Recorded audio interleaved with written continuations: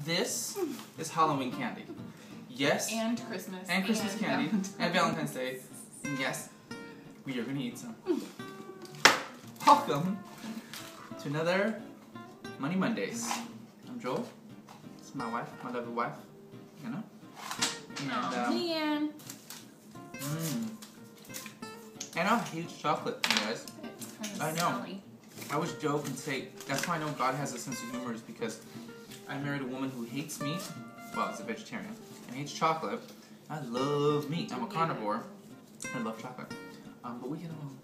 That's fine, don't we? We are eating. We're definitely eating this episode. Candy. Let me just say thank you for all the questions this week, you guys, and the overwhelming response, which has really been great. We thank you guys for the support. And even though we can't, or we just haven't been able to get the time to respond to every single response, we do hear your questions, and we do know that you guys have a lot of questions, and it's great. So we're here to help any way we can, just to, and again, this is not our, this is our journey, right? And this is, we're sharing the things that we fail on and the things that we've been successful on as we are. We do fail still. We do. We don't know what we're doing. We don't know everything. We're faking it, you guys. No. We're making it till we'll make it. That's right. No, but we just love you guys. Yeah. It's shake and bake and I help.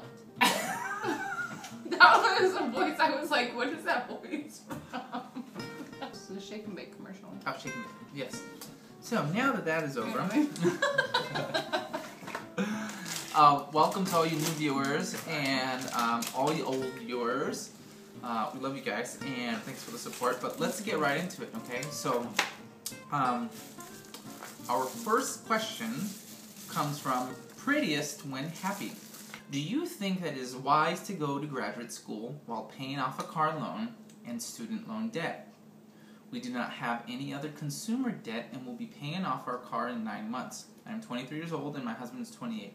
I want to get a master's in occupational therapy. Also, if I were to get accepted into the program, would it be wise to take out additional student loans? I am working part-time and make $10 an hour.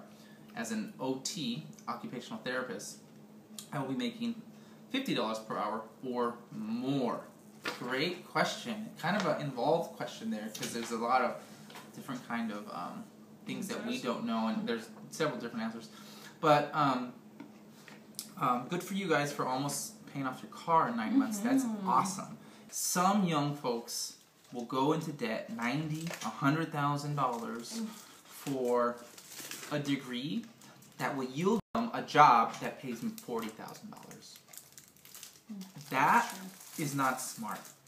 Now, it sounds like in this particular question that you have the potential to be making quite a bit of money, $50 an hour, which is really, really good.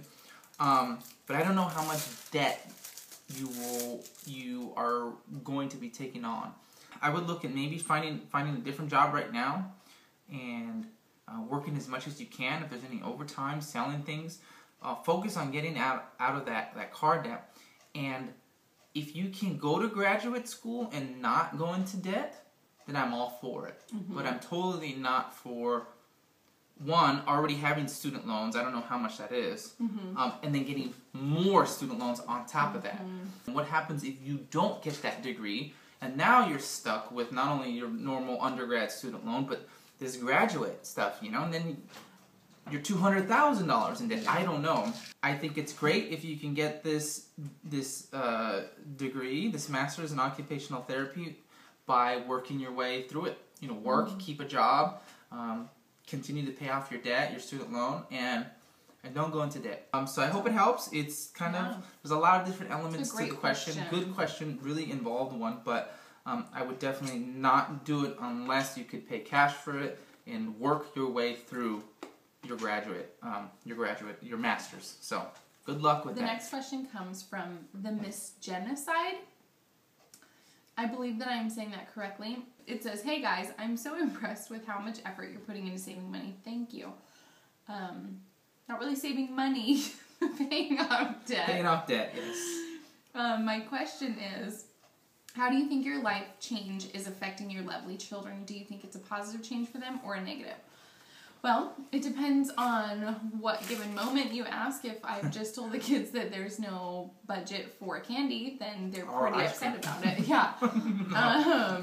I think, the long run is that it's an extremely positive life change for them. They're not going to grow up knowing debt, and they're going to have a good financial head on their shoulders, and they're going to have parents who they can trust financially, and not only to take care of them, but to advise them later in life when they have questions, and they'll be able to see the fruits of our labor and things like that. So I think all in all, it's a really positive thing for their life. It will be hard at times, but that's what life is. It's not just easy, and exactly. I think that it's a good lesson, especially early on, because our kids are so young, to be able to say, no, that's not in the budget, and if you really want it, you need to work hard and save up for it. And they're good life skills to learn, patience and giving and things like that. So I think that all of these steps are going to just create a lot of character in our kids that's really important in life and will take them really far. So I think it's positive. Thanks for the question. So the next question comes from Zach Core.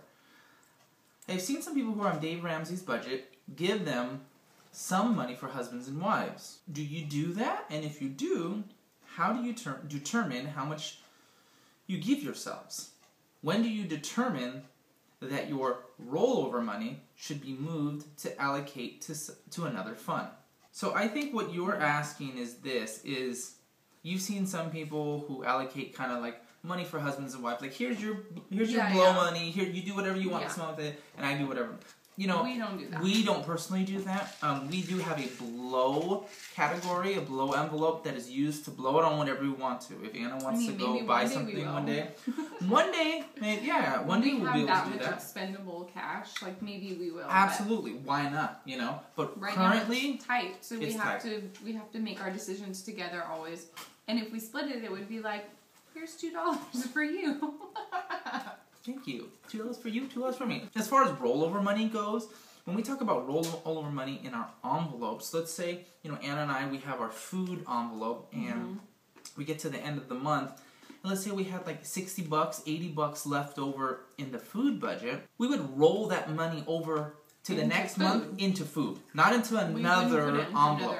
When the money is gone in the envelope, folks, the money is gone. There's no more spending. Yeah. So that means you either have to do two things.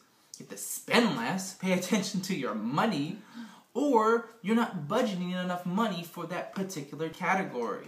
So, rollover money rolls over into the same category. So, hope it helps. So, next question comes from Micah Stubbs.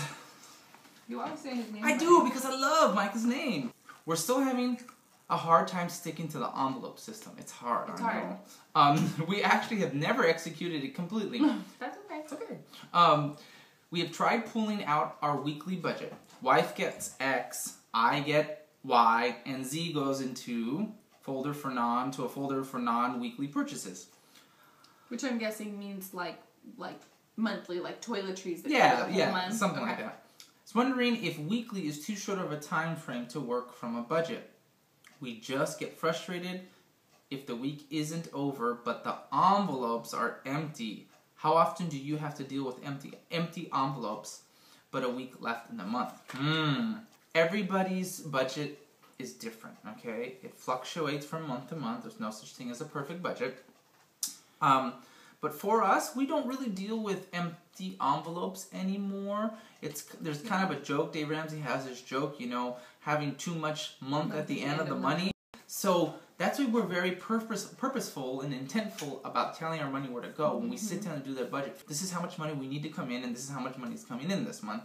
We put the money in the cash envelopes, and we know how much we're going to be spending, and we both agree on it. Yeah, and I think an important thing, too, is that before you spend the money, count what's in your envelope. Absolutely. And figure out what day you're on. If you're on a Wednesday and there's normally $100 for your week and there's only $10 left, you're not going to want to spend that $10. Exactly. And you'll get used to it. It's hard. At the beginning of the month or the week when your envelope is full, you're like, like, let's get a Starbucks, let's get this. And a lot of couples will, I mean, by the first or the second, like, blow through a quarter of their money.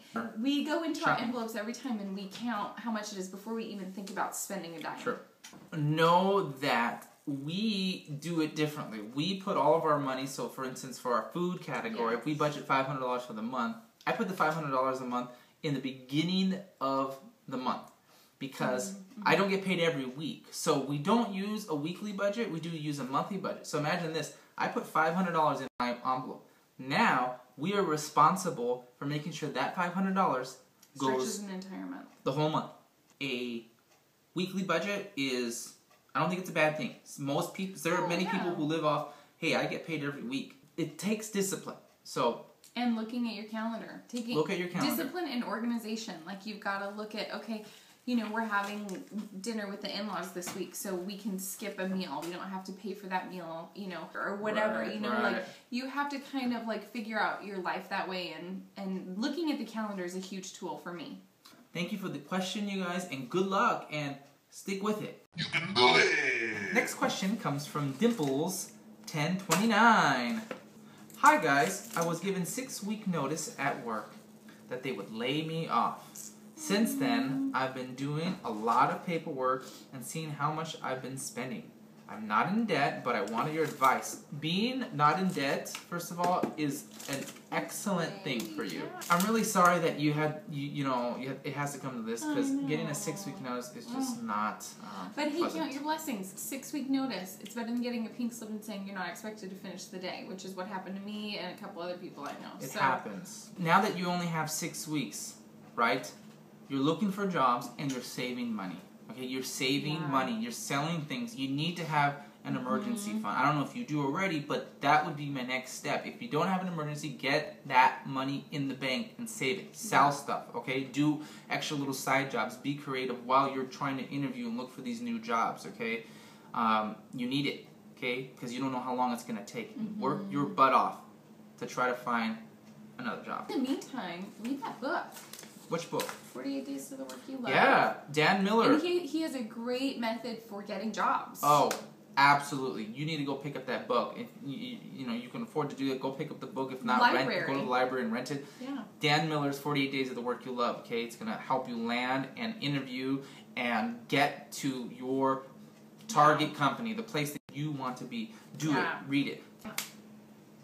Good luck. Some of you guys have been asking about the Dave Ramsey up there. Can you see that guy up there? For those of you who've asked and probably saw back there, like, what the heck is that guy doing up there? That was from a Total Money Makeover live event. Yes, I have props.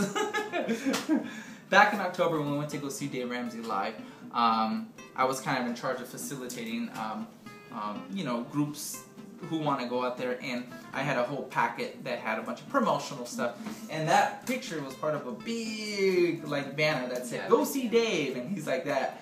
So one day, just as a joke for Christmas time, I just got bored and I cut them out and I stuck them on our refrigerator just for fun to kind of say, "I'm watching what you're spending." Excuse me, I just spit. Oh, it means nothing. It was just a joke, and it's kind of just stood up there. It feels sad to crumple them up. Yeah, I feel bad for putting Dave in the trash. So Dave Ramsey, I'm not gonna put you in the trash, okay? He might find his way there one day, but right now I still feel bad. So anyways, that's the answer to that. So our last question, guys, comes from Lane Vids, okay? And Lane, we just want to thank Lane for his video response, you guys. He did something a little different and actually made a video in response to one of our previous Money Mondays. We're going to let Lane ask his questions, and then we'll answer them. So, go ahead, Lane. Hey Joel, hey Anna. Figured I'd make a little video response for you guys. I'm curious to know, you always talk about how you're adding so much to your debt and getting it done with and all this kind of stuff. So I was curious to know, how long have you guys been on the Total Money Makeover?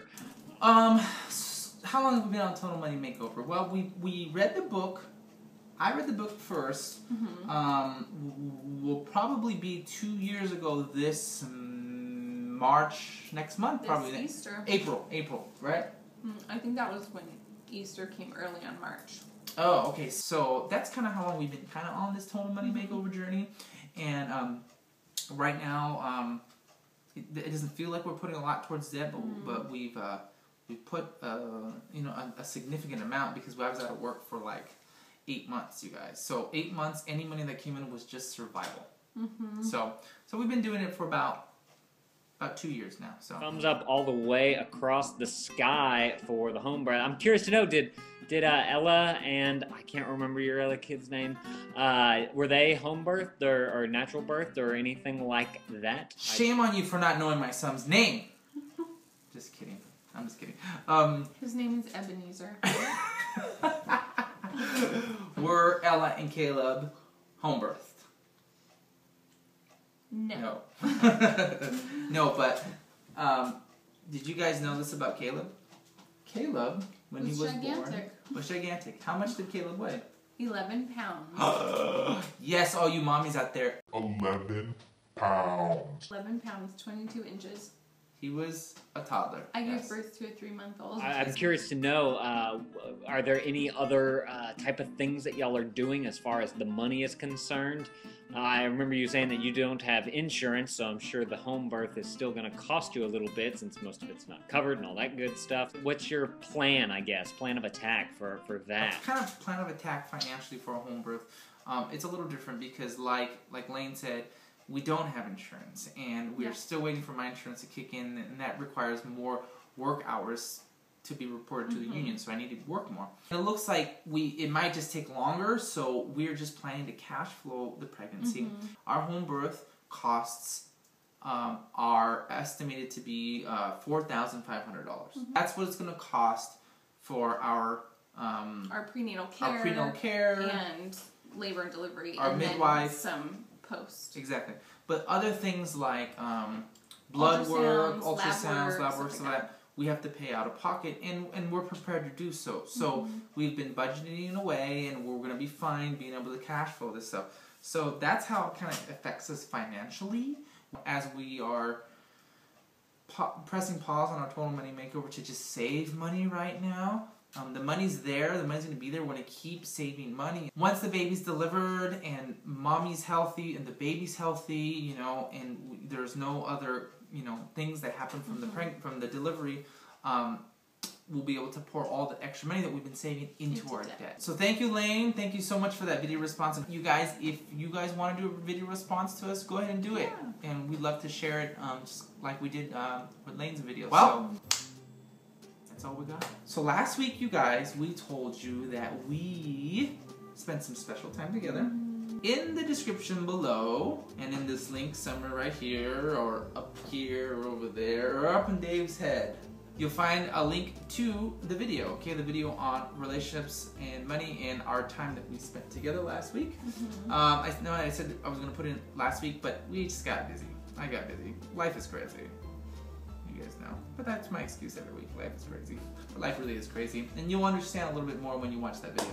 But we're super excited to share that with you, so make sure that you click on the link and check out our little video on relationships. And you guys have a great week. Be well, be blessed. We're going to eat our candies now.